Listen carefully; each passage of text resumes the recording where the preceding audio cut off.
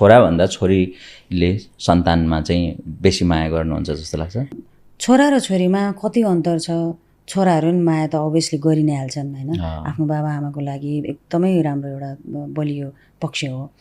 तर छोरीहरू चाहिँ टाढा भए तापनि कल गरेर हुन्छ कि पैसा पठाइदिएर हुन्छ कि के गरेर छोराहरूले पनि पठाउनु त, तर कतिखेर पठाउने त्यो अलिक त्यो हुन्छ कि व्यवस्थापनको टुङ्गो राम्रो हुन्न टुङ्गो हुँदैन जस्तो के। अनि छोरीहरू चाहिँ फेरि आमामा कति धेरै ध्यान दिने के छोरीहरूले।